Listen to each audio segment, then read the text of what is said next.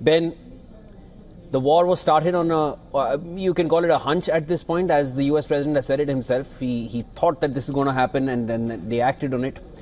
After they enter the war, they quickly realize this is the Venezuela protocol, or that Venezuela doctrine is not going to work here in Iran.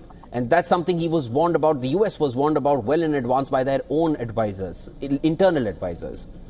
After entering the war, I think this is, again, Trump has mentioned this several number of times, that they were far more armed than they had thought. They had far more missiles. They're far stronger. And they're not a weak, adversary for the US. Along with that, now they're repositioning their own military assets from across, pulling them in from South Korea, these air defenses. And the radars which were already deployed in West Asia, they have taken a fair amount of hits as well. Along with this, they're considering boots on ground. They're going after oil fields. And the third aircraft carrier, which is also being considered to be deployed, if not already done. Is it now becoming more and more clear that they're losing control of a war, as none of the allies also want to have a part of it? I think it's a done deal. This is a complete debacle. And look, Trump is an amateur. He has no experience in office. He has no experience with the military. And moreover, it's also emerged that he took no advice. The research that's gone into the Straits of Hormuz as a strategic asset and what would happen if it's closed is extensive. People have been studying this for decades, and it's been an obvious problem from the beginning. And yet, according to, I think it was Wall Street Journal, the decision to start the war was made by Trump and his immediate circle. People like Witkoff, who's a businessman, not a diplomat. People like Jared Kushner, who actually has no office whatsoever and no experience whatsoever.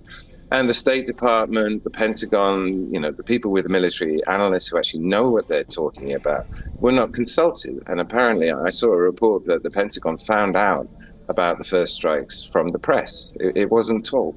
And the analysts there would say, look, don't do that.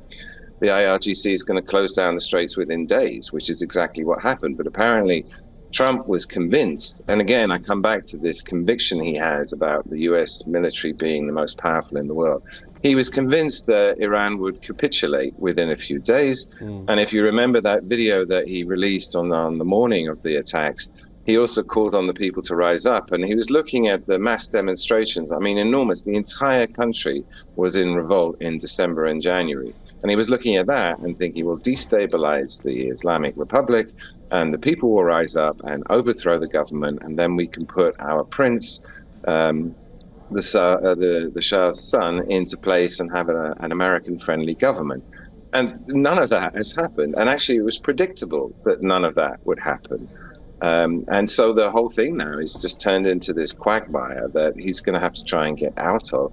And the irony of this is that I think what will most likely scenario at the moment is that Iran stays in control of the straits. What they've introduced is an informal permit system. Like, if you want to take a tanker out, you have to ask permission, and they're only letting the tankers out that belong to quote-unquote friendly countries, China, India, Bangladesh, Pakistan, which is all going to Asia.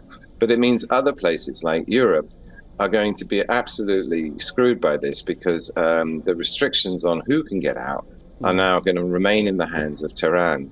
And that's changed the setup of the global energy market dramatically. It's effectively sanctions in reverse, and that Tehran is in control of those sanctions and who gets Gulf oil.